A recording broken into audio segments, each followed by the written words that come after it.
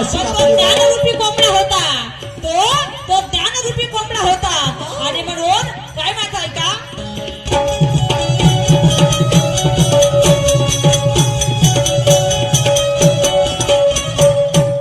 कोणी धरती त्याचे पाय न कोणी म्हणती हाय हाय, कोणी धरती त्याचे पाय न कोणी म्हणती हाय हाय, कोणी धरती त्याचे पाय न कोणी म्हणती हाय हाय, कोणी धरती त्याचे पाय न कोणी म्हणती हाय हाय.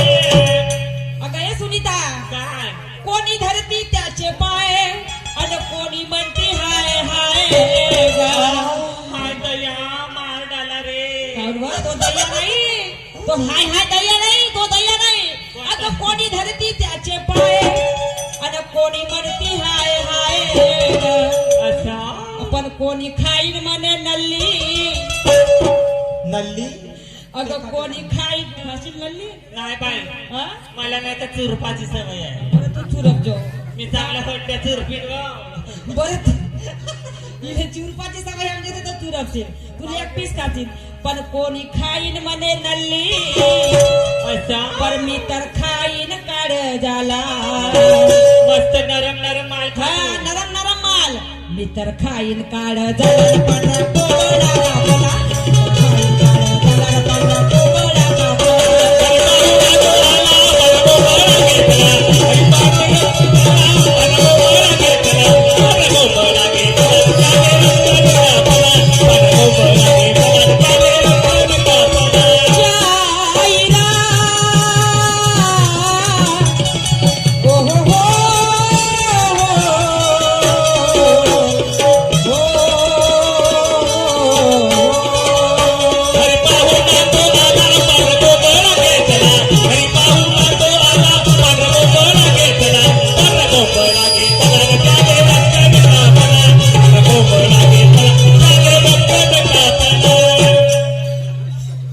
कारण पावणे तो भक्तिरूपी कोंबडा होता. असं तो भक्तिरूपी का तुम्ही मुक्या का दोघे जणी काय ग कोणता कोंबडा तो भक्तिरूपी कोंबडा होता. ओके मा पण तुला सांगू का, तो भक्तिरूपी कोंबडा होता. पण तो कोंबडा, त्या कोंबड्यामध्ये सुद्धा रहस्य होतं माझे मायबाप हो. कोणतं व? त्या कोंबड्यामध्ये सुद्धा रहस्य होतं. तो कोंबडा भक्तिरूपी होता. ऐका मला समोर काय सांगायचं, लक्ष देऊ ऐका.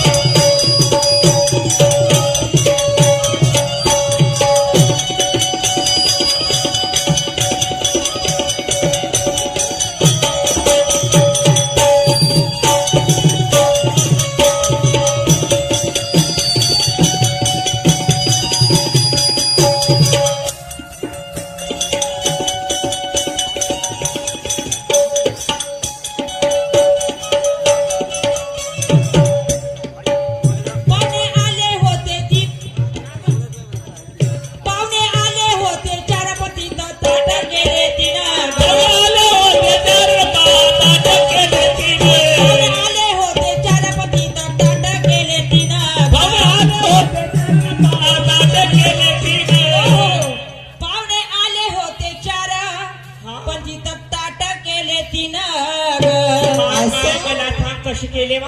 आता सांगतो ना, पाहुणे आले होते चार, तिथं ताट केले तीन.